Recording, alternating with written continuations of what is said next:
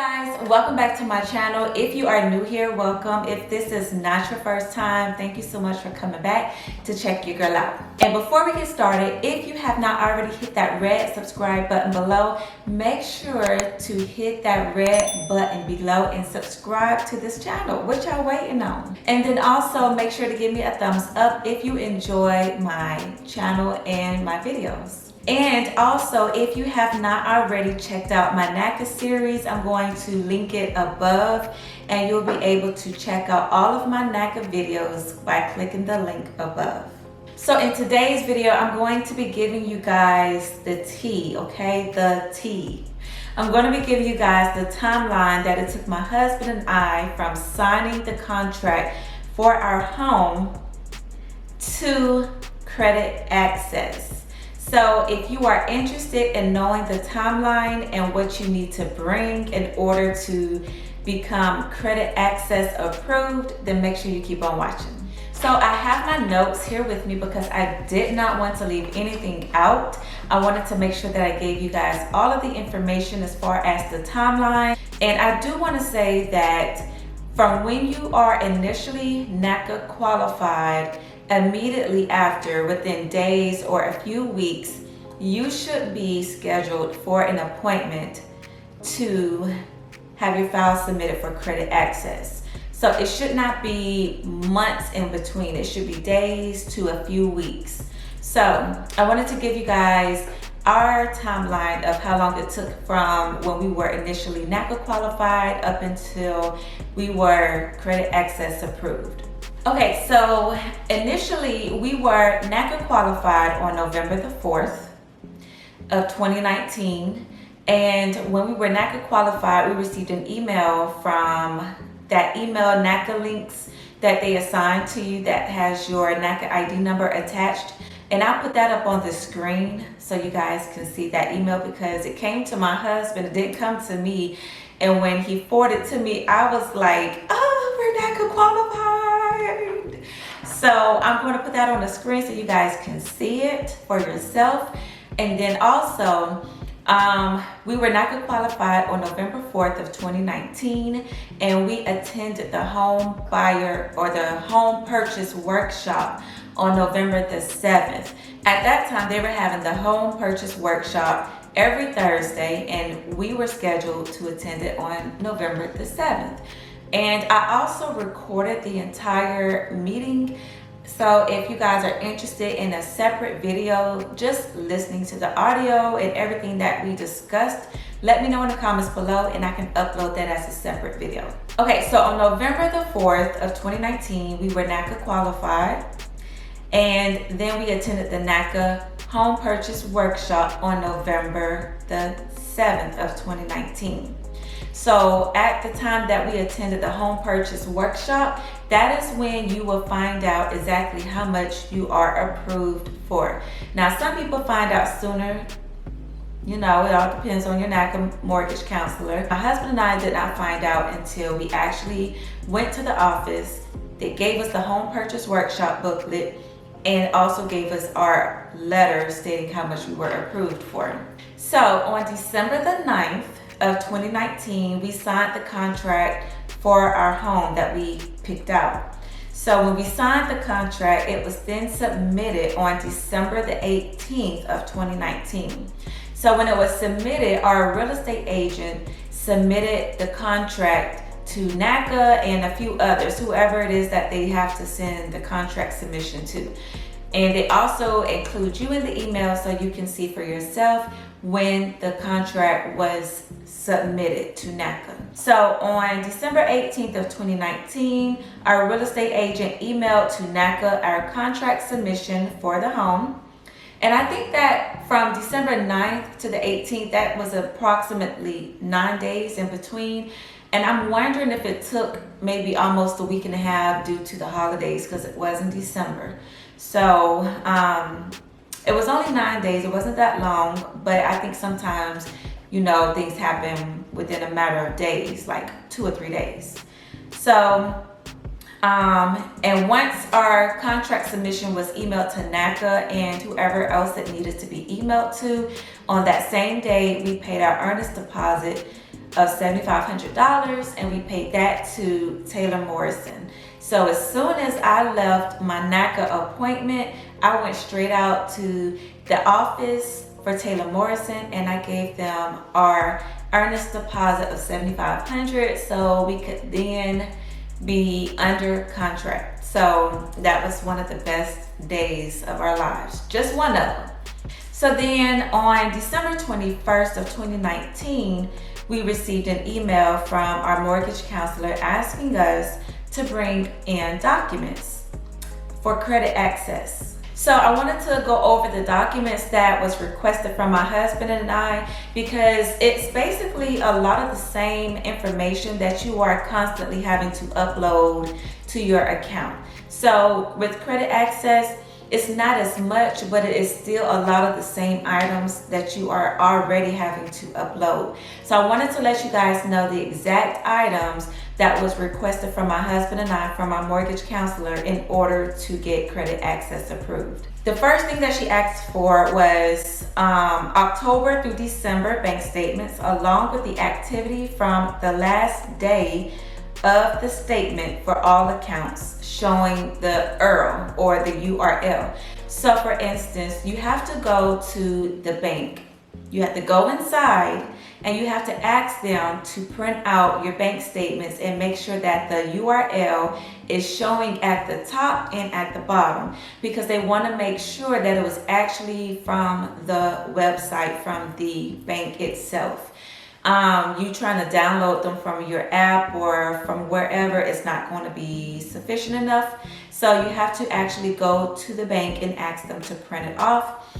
And the day that my husband and I were inside of the office, we actually had a Bank of America directly across the street from the Naca office in Decatur. So I just went right across the street, asked one of the bank reps to print off my last 3 months. They did it for me, and I went right back across the street, gave it to our mortgage counselor, and then everything was done. We submitted everything and we just had to wait. So you want to make sure that you go to the bank, you go inside, and you ask them to print off your last 3 months showing the URL.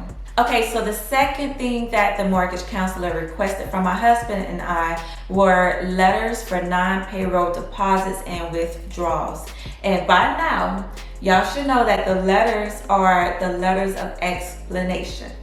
So if you are making any non-payroll deposits and withdrawals from your account, you need to write a letter of explanation explaining the reason for the non-payroll deposits and withdrawals, because that is definitely important in getting credit access approved. So the third thing that they asked for was updated rental ledger, signed and dated with the business card attached. So although they request for the rental verification with credit access, you still have to go to your landlord and ask them for a ledger. And the ledger is going to have everything on there from the time that you moved in up until that day, that month that you are asking for the ledger. So it should have all of your history, all of the amounts that you have paid over the years, months, whatever. So then you're going to ask them to attach a copy of their business card to the ledger. And my landlord just stapled a copy of their business card to the ledger, and then they signed and they also dated it. So then you take that back to your Naca mortgage counselor along with all the other documents. So the fourth item that the mortgage counselor requested was credit card statements for the last 3 months for all accounts. So for all of your credit card statements, you need to make sure that you are turning in the last 3 months. So for instance, today we are in the month of July. So you want to make sure that you are getting April, May, and June credit card statements. Those are the past 3 months. Because if you are currently in the month of July, it probably has not been uploaded yet to the account. So you want to go back 3 months prior and get those bank or those credit card statements for the last 3 months showing all account activity. The fifth thing is they are going to want your routing number and the account number. And so basically you can just write it down on a piece of paper. I have a card from Bank of America that has my routing number and my account number on there, and I just gave them a copy of that card that shows the routing number and also the account number. Okay, and the sixth thing is, I know it's a lot, y'all. I know it's a lot, but trust me, you guys have already been through this if you have gotten to this point. So it shouldn't be anything out of the ordinary. So the sixth thing that my mortgage counselor asked for was, she stated that the credit report will need to be updated if you have any fraud alerts or freezes so that Naca can pull your credit. So if you have credit freezes on your credit report or fraud alerts, you need to take those off prior to your mortgage counselor submitting your file for credit access, because it will definitely come back as a condition and you will have to contact Equifax or whoever Experian to have them to remove the credit freezes and the fraud alerts. Number 7, the seventh thing that you are going to need for credit access is going to be a copy of your earnest money. So you should have went to the bank and got a money order or certified check. And if you got a certified check, all you have to do is make a copy of the certified check that you got from the bank, and you give your mortgage counselor that copy of the certified check showing the total amount for your earnest deposit. And then at the bottom where it says memo, you need to write earnest deposit so that they'll know that this is the certified check that they have given for their earnest deposit. Okay. And the last and final thing that they are going to ask you for at the time for credit access is going to be your updated pay stubs. So I would suggest 30 to 60 days worth. You may not need 60 days worth of pay stubs, but still have them ready and available just in case. I get paid twice a month, so I needed to submit 2 check stubs, which was for the prior month, and my husband gets paid bi-weekly, so he had to submit 3 check stubs. And so you want to make sure that you are submitting 30 to 60 days. Even if you don't need 60 days worth of pay stubs, still have them ready and available just in case they want 60 days worth of check stubs. So on December 21st is when we received the email from a mortgage counselor. So she made our appointment for January the 3rd. And keep in mind, because of the holidays, you know, that's why it was kind of taking a little longer than expected. But our appointment was for January 3rd for credit access. So she let us know on December 21st all the documents we needed to bring to her on January the 3rd. And so when we brought our documents in on January the 3rd, we gave her everything. She made copies, and it was a waiting game from that point on. Now, I will tell you that it did not take long for us to know whether we were credit access approved or denied. So a few days after, I think it was 2 days after our information was submitted, we received a condition back. And that condition was for my husband, who forgot to take off the credit freeze and the fraud alerts on his credit report. So that was the only condition that came back. As soon as we were notified of that condition, my husband called and he had them to remove it. We had to submit proof that it was removed. So the representative that he spoke to at Equifax emailed him a letter stating that the credit fraud alerts and the credit freezes were removed. And so we emailed that to our Naca counselor, and then the next day it was resubmitted. And then we found out on January the 6th, we found out from our mortgage counselor that we were credit access approved. And I still have the email right here. It says January 6th of 2020 at 1:41 p.m. I remember I was at work, y'all, when I got this email. And it says, we have credit access approval. Can you come today to sign the bank application at 6 p.m.? So of course I said, heck yeah. So I had to leave the office a little early to get down to Decatur to sign this bank application. So I'm telling you, everything happened so fast, from getting Naca qualified to submitting for credit access to the bank application. So I want to let you guys know that if you have already become Naca qualified, then credit access approval is not going to be anything more difficult than trying to go through the process of becoming Naca qualified. It is going to be actually a little easier because now you know all the stuff that you need to give to your mortgage counselor to become credit access approved. So don't worry, don't stress about anything. 9 times out of 10 on the first go round, you will be credit access approved. And if it's not the first go round, it might be the second time, because for my husband and I, we would have been credit access approved on the first go round, but we forgot to remove the fraud alerts and the credit freeze from my husband's credit report. So that is the only reason why we weren't approved at the first go round. So I wanted to let you guys know our timeline from when we first got Naca qualified up until we got qualified with credit access approval. So once again, we were Naca qualified on November the 4th of 2019. We attended the home purchase workshop on November 7th of 2019.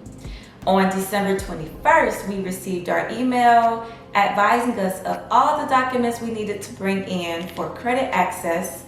Our credit access approval meeting to be submitted for credit access was on January 3rd, and on January the 6th, we were credit access approved. So I'm just letting you guys know right now, so be prepared once you get that email from your mortgage counselor telling you all the documents that you need to bring in for credit access approval. Do not forget anything. Make sure you have your credit fraud alerts off, your credit freezes off, your credit report. Take all that stuff off, because if you don't, you're going to be like us and you're going to get a condition and you won't get approved for credit access on the first go around. I also want to let you guys know that everybody's file is not going to be the same, or their situation is not going to be the same.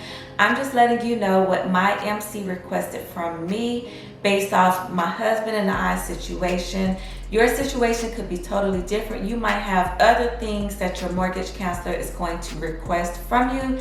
So just keep that in mind, that everything that I called out to you guys, 9 times out of 10, your mortgage counselor is going to ask for that, in addition to maybe some other items. So I hope that you guys enjoyed this video. If you did, make sure to give me a thumbs up. And don't forget to hit that red subscribe button below. And I will see you guys in my next video. Bye.